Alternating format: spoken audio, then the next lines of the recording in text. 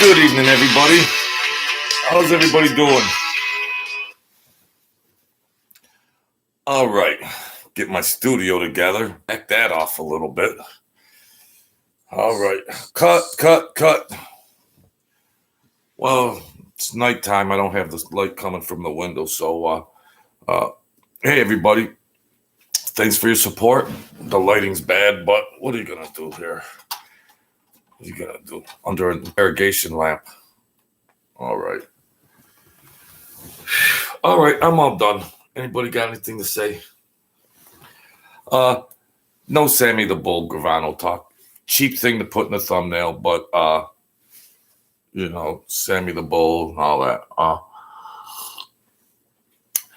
I did want to talk about just generalities or anything, but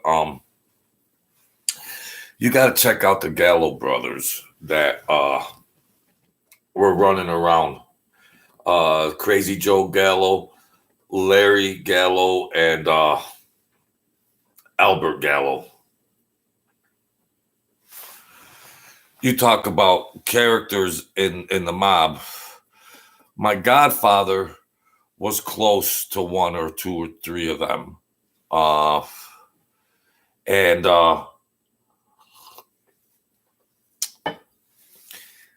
they have a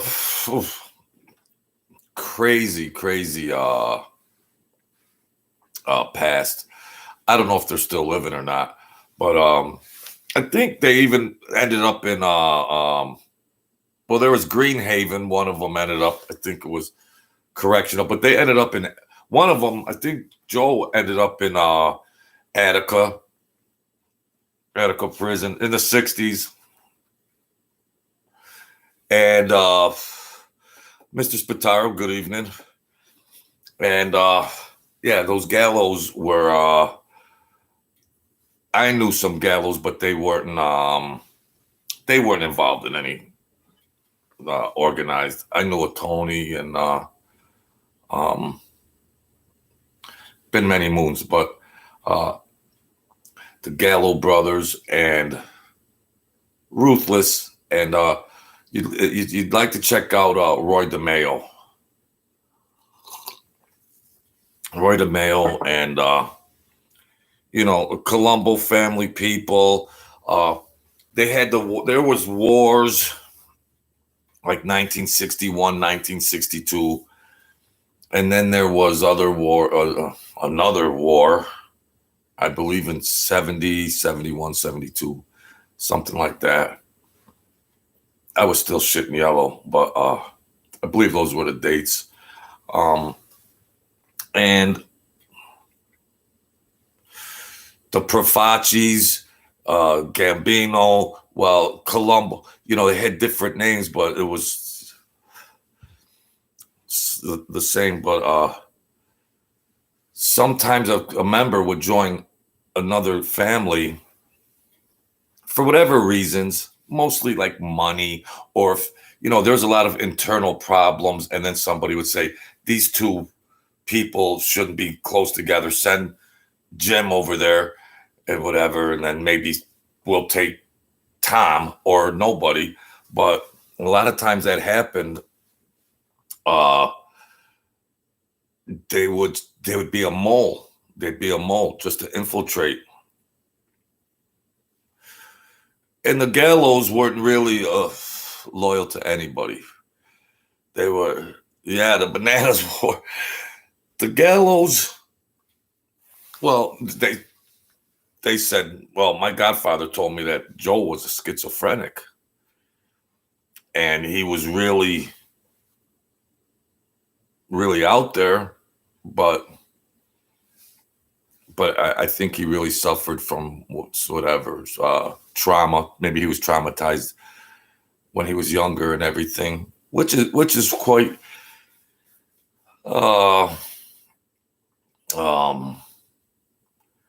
it happened. It was can't think of the word. It was quite it happened a lot. Where there was just Oh, the Banana family. Okay. And but them guys, they would um go to another family and check out, rub elbows, and but sometimes a crew in a family wouldn't want to uh they might tell somebody. I heard Sam tell a guy, which I told a guy, hey, your buddy, keep like, it's just paranoia, paranoia, paranoia. And because they'll tell somebody something, they'll isolate somebody and tell that person something, and then it's supposed to just be only you two that know it. So then if it goes out to be common knowledge, you'll go back to the guy and say, UMF, what the hell's wrong with you? Or it caused a lot of problems. You tell somebody one-on-one because you don't want anybody else to hear it. But they were so whacked out. But and Roy DeMayo's career was Joe Bananas. Roy DeMayo, they call him the Butcher. Well, he was a mechanic, car mechanic. What's not stated in a lot of the mob videos is car theft. Car theft that was just a multi-million-dollar industry. Cars, and there's cars everywhere in New York City, and they would go to the port and put Nino Gaggi. I just watched that. Spataro, you should be my co-host. The great Emmanuel Spataro. Thank you, sir. And I watched some videos and everything. Well, I'm getting older, and my godfather was around early on for a spell. We talked about a lot of stuff, but that's when all that stuff was going on in maybe close to that real time. But I just blew it off. I wasn't, I was just trying to do my own thing, and he was quiet. Yeah, Roy. They knew they had a repair shop, and they had cargo bins that they would put on ships, and they would send the cars to like Africa and like different countries, high-end cars, and high-end parts. They had the shop, and they said Roy could fix anything with a screwdriver. He was very mechanically inclined to take things apart and put them together. But when he was coming up, he was kind of like a roly-poly kind of dude. He wasn't. They picked on him a little bit, and his head got a little screwed up, and then he got his footing. Yeah, I do believe it. Yeah, there's a lot of controversy about the Iceman. If he worked for Roy DeMayo, but Roy and that family were well aware of it, and the Iceman was getting contracted. There's a big debate over it, but other families killed each other eternally within the family. People got whacked. A member of of a family would whack somebody within their family. Of course, other times a member of a family would kill somebody from another family.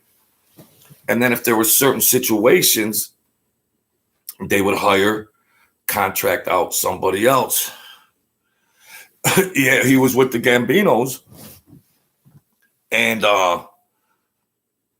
the Colombos and Gambinos did a lot of work. They say, well, this family was close to that family. Well, A lot of the families were close. There were 5 families, but there was daughters of these families and sons, and there was marriage between families. People, you never hear that. There's marriages and children and son-in-laws and daughter-in-laws. You never hear about that stuff. You say, well, that wouldn't matter anyways. It's just, well, that's your blood. That's your blood family. But the Iceman, very, very well publicized.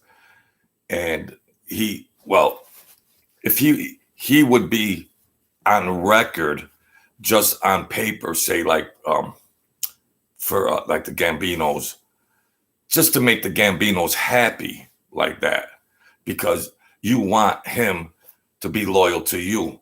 But the Iceman wasn't loyal to anybody but himself. And that's what would happen. He would contract out and do jobs. He would even hit somebody in the Gambino family. He was on record with the Gambino family. But I'll tell you one thing. Now, my godfather might have been loosely on record with the Colombos. Just heart to heart. But that's not to say that he didn't do anything. He didn't smash somebody up in that Colombo family, because they realized, you hear about the loyalty, the omerta, and that makes good TV. That makes good video, for Mike's and Francis and say the omerta. Well, they both ended up being informants anyways, but this loyalty, when you had wars, you had that 61, 62 war, 72 war. You had wars, chaos. So, and there was a lot of shifting of power.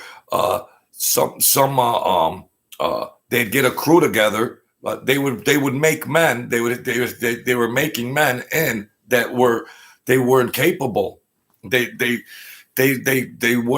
just didn't have the skills or whatever it took to do their duties. And it weakened some people up. It weakened some families up. And then you wouldn't want, if you want to hit somebody, you contract out. There's a lot of speculation and debate.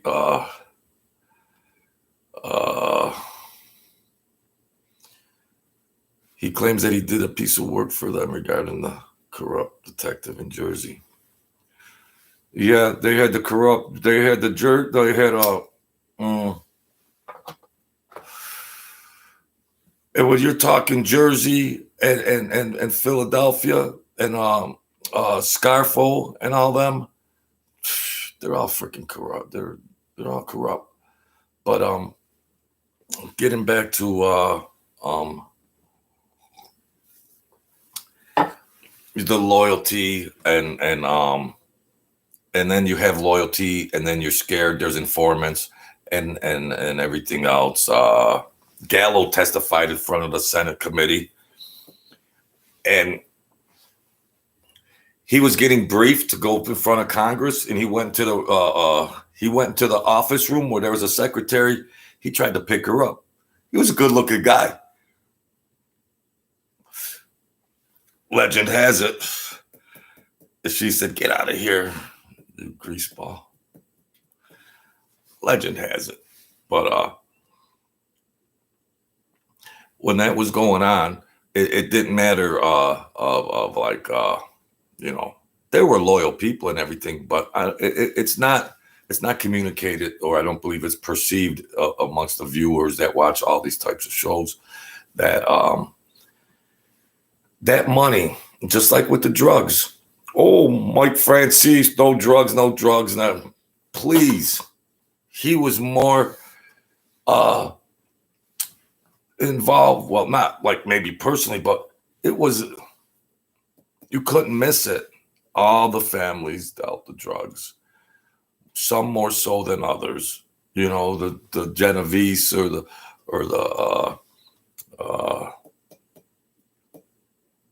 like they're supposed to be more respectable gangsters. Well, you go murder somebody. Oh yeah, I'm a murderer, but no, we don't sell drugs. I mean, really? I'm a murderer. Well, we murder, but we don't sell drugs. Come on, folks. And then there's some people that come on here. Oh yeah, no, Mike Francis and them, they didn't sell drugs. Really? I saw bags this big of no, they don't sell drugs. See, the people they just buy, like I said, I got swampland, but uh oh, Peter Calabro hit in Saddleback, New Jersey. They were finding bodies in the streets, and you try to have a close family, a fraternity, and during the war times, they just couldn't do it. Gallows barricaded themselves in an apartment, or they were sneaking out to get supply or to the store or whatever, and they got one of them coming out of well, there's a lot of speculation on these types of things because what's the source of the information? My godfather told me a lot of stuff, but I never was in trouble. I mean, I don't have immunity. You see, Mike Francis has immunity because he informed. Mikey Scars has immunity because he informed. And then Sammy the Bull, they informed. But there's no statute of limitations on murder. And I wouldn't say it anyways if there's no statute of limitations, but you see all the personalities on these channels, and you're watching rats and informants, and that's why they could talk about all that content and all them stories, because they could say anything they want. They can't get charged with it. But I don't know how my godfather's been dead for a few years, and I don't know if I could speak on what he said about the gallows. He knew the gallows intimately.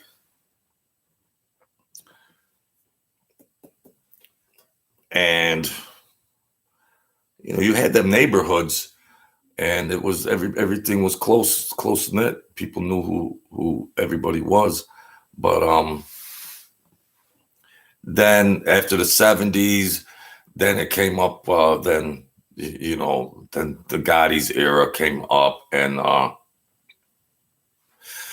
the Gambinos and all that, and the Colombos. Gotti was actually in the Colombo, I believe, once upon a time for a brief period or something.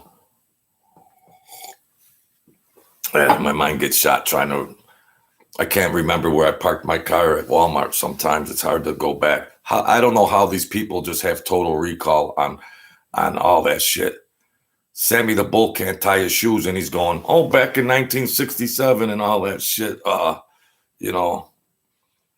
Thank you, man. Oh, RJ Roger. Black Hamper. RJ Roger.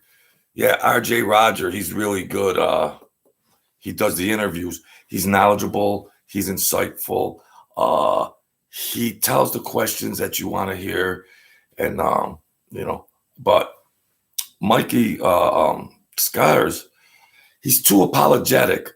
And he's, I understand. Well, he had to rat and be an informant and everything. But you know what? At the end of the day, Mikey, it's all right. It was the nature of that. It was the nature of it. Oh, well, you put 80 people away, 60. Well, that's what happens. But I was watching RJ and him, and it's like they're a good combination. They're a good team together, but I get the sense of you know, and Mike's he's a good, likable guy, and but yeah, that's R.J. Roger. Is the Black Handprint Mafia? Is that you, R.J. Roger? Just a little channel. I don't get anybody on here. Oh wow. Oh, it was that was called the Black Handprint Mafia before you were just. Yeah, it's you. It was the Black Handprint Mafia before it was just Mikey Scars. Hey man, you do a great job. You do a great job. You could be a network you could be a network man. It's an honor. I'm not no tough guy and all of that. If you watched any of my videos, whatever, boom, boom, boom. But uh, I'm just like this. But I did some things. I wasn't made into a family or anything like that. But I was around once upon a time, and I try to form a little more humanistic view, a more emotionality of not just platonic. Oh, we're gonna go do this and that. You know, it's portrayed as tough guy, tough guy, tough guy, which is necessary, survival of the fittest. But there's a lot more behind the scene emotions and crushing things to the wife, the mother, the aunt, the grandma, the father, the daughter, the cousin. There's a lot more fallout and collateral damage. And I remember you alluded to that kind of stuff too. Uh, these channels become so platonic and somewhat generic sometimes, where, yeah, everybody's got a big appetite. We want to hear a good mob story. Yeah, we dragged them into the basin, tied them up, tortured them with a blowtorch, chopped some fingers off, and put a $20 bill in it. I better not say. Mm-mm. You know what they would do with some informants? They'd stick money in their, they torture them, kill them, and then put money in their ass. There's some. Enough said. Jeez. Mm. Oh, that's nice, man. Well, Mike and RJ, I appreciate it, man.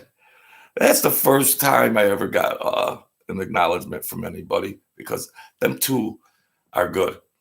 And folks, RJ will read the transcripts. Now, you got all these stories, all these channels, blah, blah, blah, blah, blah, blah, rat, informant, non-informant. But RJ will break out the transcripts. And Mr. Scars is good enough to answer them. Who does that on YouTube? All these tough guys, and who will put themselves in that posture? Who will put themselves in that light? And RJ's rocking and rolling. Well, what about this? You know, and you get a feeling of it. Wouldn't Joe YouTube viewer want to know that? I mean, God bless Sammy the Bull Gravano, but I mean, that's just recycled, regurgitated, and everything else. And you know, I bashed him. I don't want to be a bash channel. I'm so scattered on this stuff, honestly. Hi, Kevin. And it gets crazy. I really thank the Black Handprint Mafia. And Mikey Scars, go over to that channel. That RJ is RJ Roger. He's knowledgeable. He does his homework. He's very well versed and well educated in all this stuff. And he will do the interview, and it'll be what the viewer would want to ask. If you could ask, you know, he's going to cover he's going to check all the boxes. He's going to cover all the bases. And that's good. You would think that's what the, you know, Sammy the Bull Gravano and Mike Francis are up in age. Mikey Scars, RJ, they're coming up strong. They're coming up strong. And this is organized crime content. RJ Rogers got skills to cover any type of content. And but Mr. Scars, don't be so apologetic, okay? Don't be so apologetic.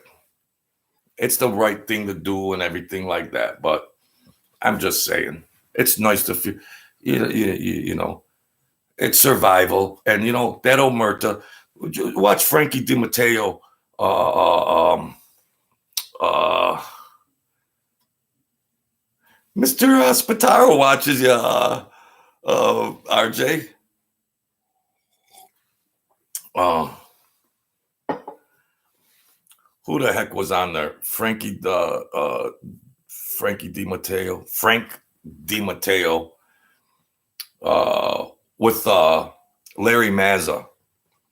I don't know if you saw that, RJ, but Larry Mazza is a bad man majama, and Frank DiMatteo. I never seen him do any interviews or anything like that. But one was an informant. There was a moderator. It was a triple three-way screen with a moderator. And hi, Mario. So you had a moderator, you had Larry Mazza, and you had Frank DiMatteo. Frank DiMatteo didn't rat. Larry Mazza did. So you thought they were going to lock horns and MF each other. But the perspective that they put on that, and then afterwards they were realizing when the bosses and everything else were informants themselves. So like you could knock Mikey Scars or whatever and this and that, but how you being loyal to somebody who's been where a boss might have been in bed with the FBI for a year, 5 years, 10 years, or decades, like some of you know some of the other bosses were in bed. When you're in that life, you are going to be approached by the FBI. My office, where there was a gambling ring, was approached by the FBI. And I knew the lady, and you're going to be approached. There's no getting around it. And the other boss, he acted like, oh, that was nothing. So this guy was going to retire in 75 years. And it was like, he must have been rubbing elbows too. And it's like, you think they're the enemy. But Frank DiMatteo didn't cooperate, and he did time. And then Larry Mazza's doing Netflix movies, good looking character and everything else. I'm sure everybody knows about him on here. All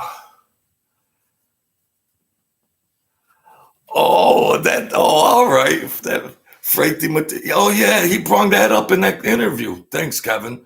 Frank DiMatteo brought that up, that he was running with the Gallo crew. Yeah. Wow, Frank was. Hey, Mikey Scars. Wow, you know what? You could be hardcore gangsters and everything else, and it's not to be praised. And Mikey Scars says that a lot of times. And but you could not me. I can't claim to be a made guy or everything, but I was around. But likable guys have fun. It's not too shameful to say love and compassion and all that shit. You don't want to see emotionality. Yeah, I got a small show, Mikey Scars, 300 subscribers and everything else. And, you got a lot of information there, and your host, RJ, is right on point. You guys are a good duo, but you don't need to be so apologetic, And then you got John A. Light, and then they want to bet. I mean, nobody else could have done anything. I better, that John A. Light, he scares me. I'm not scared of it, but it's like try to discredit Mikey Scars about this and that. Whatever. Oh, if you weren't in every picture if you weren't in every picture with John Gotti, then you're not relevant or you're lying. I mean, it's a rodeo out there, and but you don't need to be apologetic because I don't need to tell you why. You already know. And I appreciate you coming in here. This is the highlight of a cup of JoJo today. I wasn't even going to do it. Yeah, try to be an objective man. And I seen some heartbreak. I saw the wives. People visiting people in prison. Nobody talks about the wives leaving prison. I went to Attica to visit people, and there's some other people, and they're leaving they got the children in tow. You don't see that. You don't see that. The emotionality, the wife's crying and everything. And then you wonder why a guy does an 8-year bid and then he's got his back against the wall, and then he can inform or rat. And it's just like, well, somebody's gonna rat on me. And your family's been visiting you for 8 years in prison. Everybody wants to be a tough guy. That's a rat. That's a rat. That's a rat. And I've said a lot of things about rats, but I try to put the shoe on the other foot. If I'm in prison for 8 or 9 years, and then after 9 years, my children was in kindergarten, now they're in 10th grade. All they know is Papa being in prison for 10 years. And then the next time something happens, it's like, he might rat on me first. You know what? Anything goes at this point in time. Anything goes. Yeah, hello, FBI. Yeah, let's get down. I'm sorry. But pasta, patati. So, it's social media platform with a lot of different views and perspectives. And how do we classify? Yeah, I'm Sicilian. Yeah, I'm Sicilian. I'm Sicilian, Mikey. But don't be apologetic, Brooklyn. Yeah, I'm from Brooklyn. Yeah, Bensonhurst. From Brooklyn. My father was from Brooklyn. My mother was from Western New York, and then my mother. Then we moved. But I'm not even sure. I knew the name. Well, I don't want to say my last name. My last name is on my goofy book. Hey, I wrote a memoir. I got some heavy hitters on here. It's a memoir.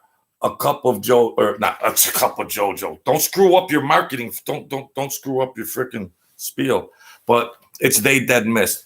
My life, I've been spared by divine intervention from illness and everything else. Yeah, it's They Dead Missed. It's a memoir, and I dodged death. I came back. I overdosed 10 years ago, and the other day was my 9-year anniversary, and I came back to life. I got a second chance. But I wrote a memoir in tribute to being saved a lot of times to make it this far. And I'm trying not to be a spiritual channel because hardcore gangsters and mafia don't want to know about it. Blood and guts. Well, I chopped the guy up in the basement, and no, I didn't. I never did it. No, I never did. I faint if I cut my hand. I might get groggy. But so I saw the emotionality of the families, and then when Rico came along, what are you guys gonna do? I mean, just for racketeering. But I was good with numbers and good with bookmaking, and I was really good in the sports stuff like that. And they had thing. Oh, thanks a lot, man. Thanks a lot. They froze my ticker for like 6 weeks. I don't know why they froze my ticker, because maybe I did some past videos that might have been politically slanted a little, and I'm not going to do political stuff because I'm just going to leave it at that. I'm not going to do thank you, RJ. You're going to get haters. You try to be entertaining.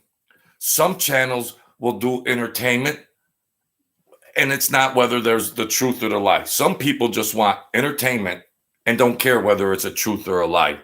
So Mike Francis was saying things on his channel, and I was gung-ho like a cowboy. I was privileged to some things that went on once upon a time, and then I would say, well, that might be a falsehood. So I was tripping out on that. Yeah, the bookmaker's dream. Now, after all that, they had my grandfather in the street shaking him down for 25-cent daily doubles. Really? Now there's a casino on every corner. The government is worse than Al Capone. They say, oh, the mafia, the gangsters. Yeah. What about, I'm not going to talk about the FBI. Better be careful here.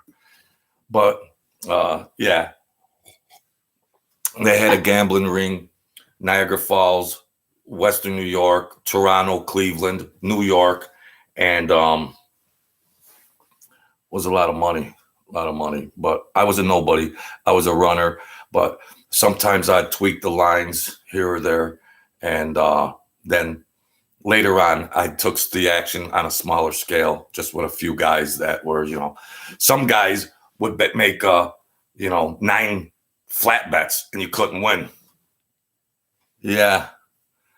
And these guys would make shopping lists of bets and they got to go 6-3. They got to go 6-3, 6-3 to break even. So I was working for somebody else and I was like, I'll just take these on the side because the percentage, I was good with probability and odds and all that kind of shit. But yeah, you bet the poor. Guys would just bet everything, and then if you're in the Buffalo area, oh yeah, Cleveland over there, and you know who the guys are gonna bet already. They bet the same thing. And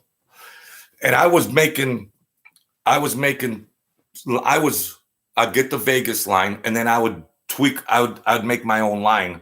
And then another bookmaker would say, oh, you got a bad line. Well, attack the line. Well, somebody's going to middle it. Well, you're going to be on the bad end of the middle. But yeah, that was a million years ago. And it wasn't for any substantial amount of money. I don't think. No. So I'm so happy that